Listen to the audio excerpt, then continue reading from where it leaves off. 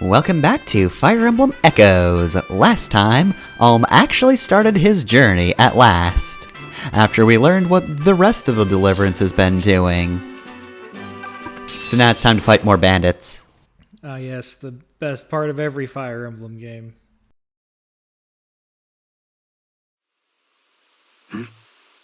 Hold, everyone.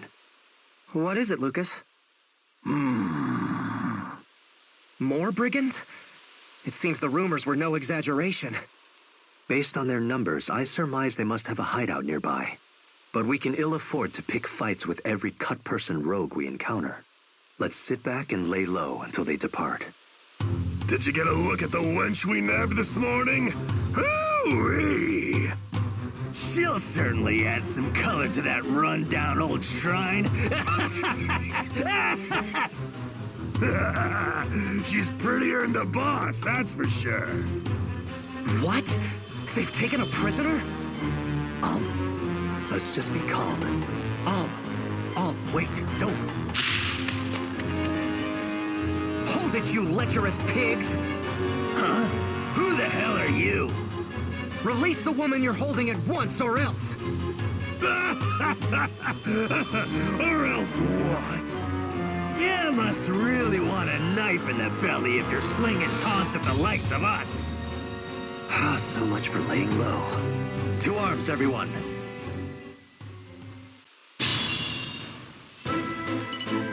Look over there. They have an archer. He can strike from a distance, so we must plan our approach carefully. Whoever goes after him needs to finish him quickly or be ready for a reprisal.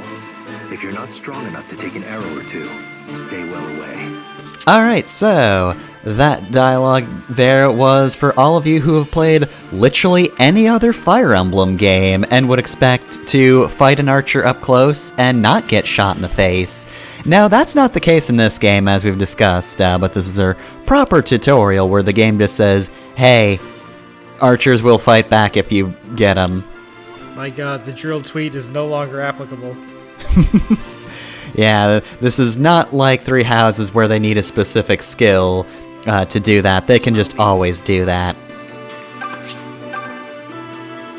Thankfully, though, Lucas has good defense, so let's just smack him. Ow. They never learn. Well, this was supposed to be a more drawn-out fight. I was gonna have Alm come over here, but okay, we can do it like that.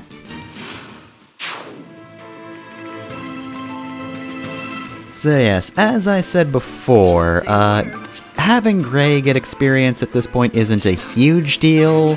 He is, of the minor villagers, the best one, so let's get Faye and Cliff some levels if we can. Maybe Tobin, but, you know, again, Tobin's middling, so he'll also be fine.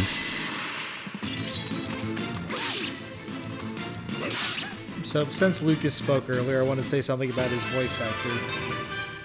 He has. Oh wait, real quick, holy shit. By the way, 4 stats in Fire Emblem Echoes. Don't get used to seeing that for characters who aren't Alm. This game does not hand out stats like candy. 4 is incredible. Faye, what the hell? Yeah, I've been playing this on my own again, and god, the levels are so disappointing. Yeah, like, dialogue based on like what type of levels you get are have been common since I think Path of Radiance started it? I want to say Path. If not Path of Radiance and Radiant Dawn, then Awakening. Definitely by Awakening, but it also seems like something Path of Radiance would have done. Actually, I'm not 100% sure. It's been ages since I've played Path of Radiance, and it is not as much an area of expertise as I'd like, given how good it is, but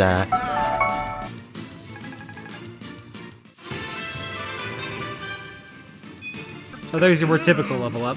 yeah, Tobin got 1 stat and was disappointed. Generally, if you get 2 stats, though, the character will be happy. In most Fire Emblem games, with this type of dialogue, usually 2 is where they're like, oh, that sucked. But, like, they have actually different dialogue depending on, like, what kind of stats you get, and, like, you know, whether or not it's, like, their good stat or not, or whether it maxes out, that sort of thing, so it's surprisingly intricate, but yeah. This is the game where a character will be happy to get 2 stats on level. Yeah, that was honestly kind of weird the first few times it happened. Like, why are you so happy about this? No, this is bad. You did bad. We overhauled a lot for Echoes, but we did keep the shitty stat growths. Okay, I'm ready.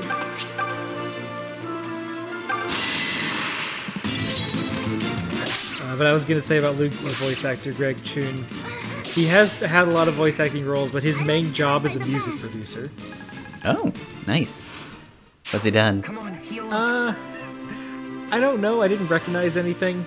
Okay. I may not have looked very hard. So, decent chance I probably wouldn't know either.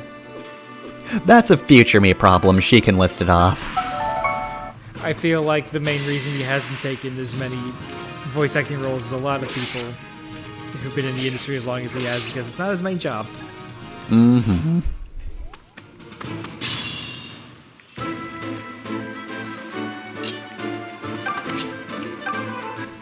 So yeah, I'm gonna get Cliff some levels. It's gonna happen.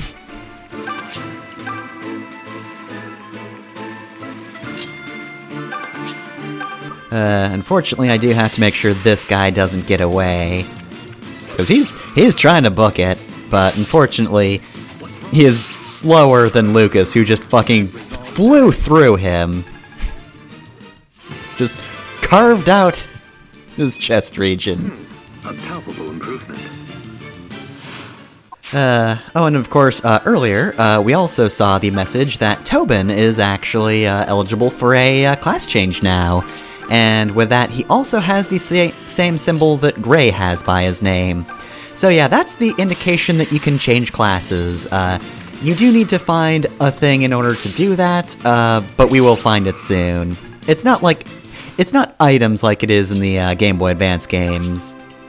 You don't have a specific resource that you need, you just need to visit a certain location.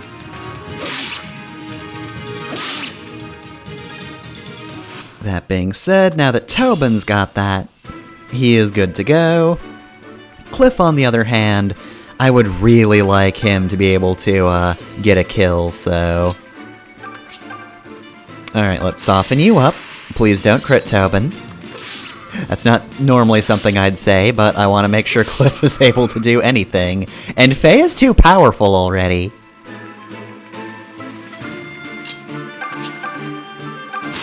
And I guess other things of note, you might have noticed little pink aura emerging from certain characters after certain fights. That is Affinity.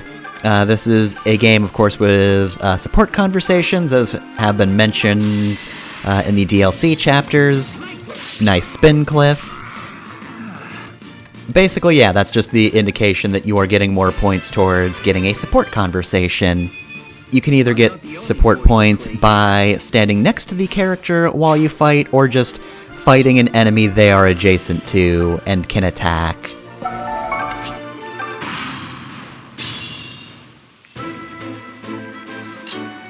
Okay, I've been trying to find producer credits for Greg Chun. Surprisingly difficult to find producer credits, but he apparently did a lot of work with The Lonely Island. I got it. So, you know, recognizable stuff. Mm-hmm. Also, he has a song in Smash Bros. Ultimate titled Lifelight. Can't easily see what video game franchise that's from. Well, let's see. I can look it up so you can focus on talking on the game. Well, I mean, at this point it's just the boss, so this guy just waltzed up to us and was like, I'm gonna get you!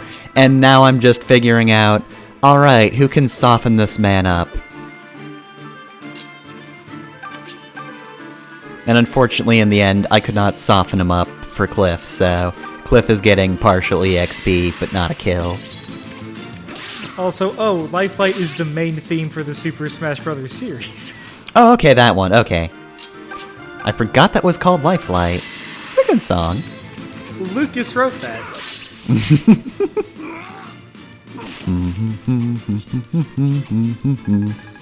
Lucas, what are you singing? Can't tell you now. Okay, it's the main theme for Smash Bros. Ultimate, not the series as a whole. We really I'm sorry I took it keep too getting long. things like half right this whole video. Your comment section would be a nightmare if you got comments.